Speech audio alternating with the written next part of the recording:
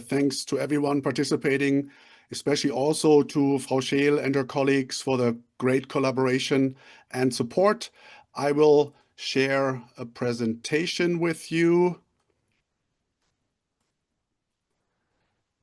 As Hans mentioned, I will focus starting with our study that we did that was mentioned. You have a link to the study in the invitation email.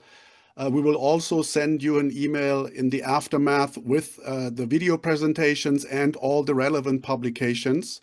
So the mentioned study that we did with the Foreign Office was trying to understand the role of anti-Semitism in the mobilization to violence. We specifically looked at France, Germany, Hungary, Poland, and the United States. The broader context, as the Counter-Extremism Project, Hans mentioned this, is a reassessing of 80 years of Never Forget. Never Forget is a great foundation. Memorialization, Holocaust, remembrance work is essential, but CEP and others are of the convictions that we must interfere with anti-Semitism, and in particular with organized and professional anti-Semitism. I will talk about this for a second. So the basic recommendations of the report I mentioned, and that was mentioned before, is that we have to do more, and we also have a recommendation what we can do more. And the recommendation basically is to prioritize combating organized anti-Semitism. Now, as a basic concept, you can differentiate between individuals who might hold anti-Semitic stereotypes and who might act on those sometimes spontaneously at a demonstration or wherever. And you have professional anti-Semites who get up in the morning. It's basically their job to organize anti-Semitism online and offline. They might be in a webinar like we are right now, educating each other, networking with each other, fundraising with each other. And because this is the case, and it has been for a long time, but anti-Semitism has not really been made its own category in the fight against violent extremism, terrorism. It's usually being seen as a side aspect in many of the very prominent violent extremist and terrorist organizations, but also in the broader network of organizations who are affiliated with these groups.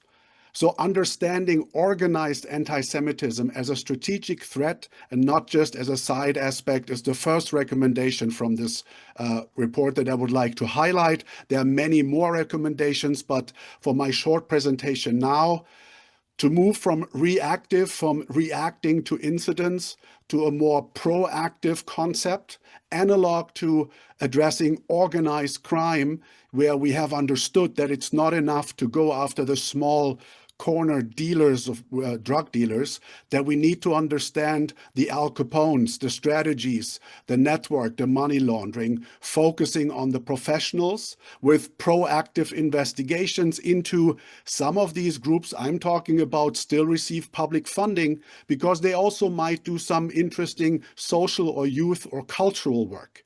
Some of them are sending money to Gaza and other places. There might be more to do in terms of terrorism financing. There might be tax evasion. There might be fraud cases. There might be associated money laundering. We have recommendations. This will be the focus point of our next webinar, the third in this series, on combating organized anti-Semitism. So this is just a teaser, because the focus now is the organized crime linkages, which in a way gives opportunities, especially to law enforcement and to governments, to disrupt professional anti-Semitic networks. Now, crime as a service is a term that has become quite popular, unfortunately.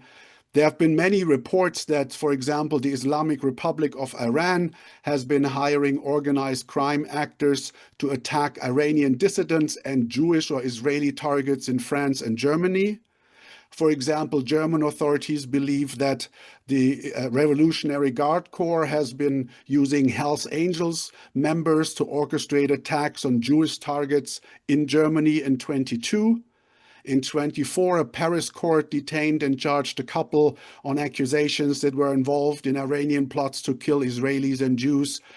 In France and Germany, also again for money. So there's this component, crime as a service, but the focus is now here on our last report that we did with the Federal Foreign Office on the transnational linkages between violent right-wing extremism and organized crime. So organized extreme right anti-Semites. I know that doesn't sound like a lot of news.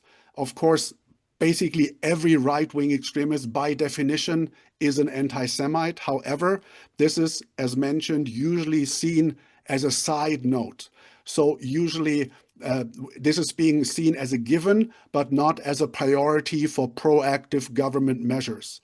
Now, what we have seen, shown, put out in reports and articles, again, you will get all of those in the follow-up email, is that in Austria, Germany, and the United States, there are very clear linkages between right-wing extremism and organized crime networks.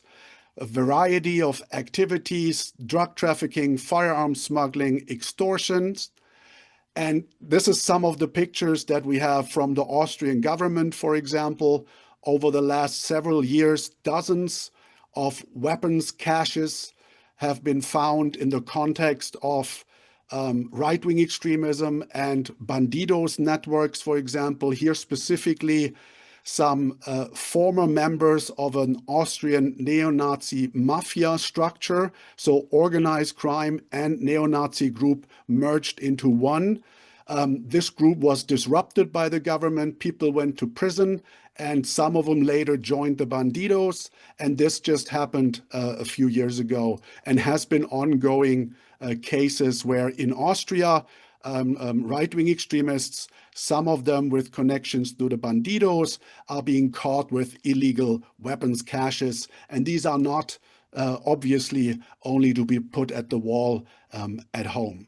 So how does this often look like, such a violent right-wing extremist organized crime linkage? Supply is the obvious one. A neo-Nazi group wants to enter the organized crime drug trafficking business. They need someone to provide the drugs. Here is a case of a Berlin Bandidos chapter member who provided drugs to a well-known organized crime group, the Turonen in Thuringia, for example.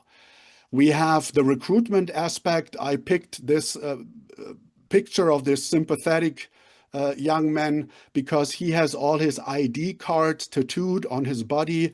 So he was the chair, the boss of a Hells Angel and of a Bandidos chapter that has since then been banned. He is a member of a football hooligan group, a member of a combat sports network, and the leader of a local militia in North Rhine-Westphalia. And you see here that people can be many things, like in real life. So this is very well established. Support means that there's learning from each other. Here we see violent right-wing extremists from Germany and Austria collaborating, providing services to each other, learning from different expertise, for example. And of course, we have some of these groups who merged from violent right-wing extremism on a, let's say, regular basis to hybrid neo-Nazi mafias. We have similar cases in the United States, dozens of them, so-called white supremacist prison gangs, where repeatedly dozens of people get arrested. So there's always a portion of the network in prison, and the other portion of the network is outside, dealing with drugs, committing violent acts, and so on. I'm not going to go into details because we have everything readily available for anyone who wants to learn more. We have not just analysis, we have recommendations how to deal with it. And I'm saying this one more last time, you will get all the links in the follow-up email. Thank you.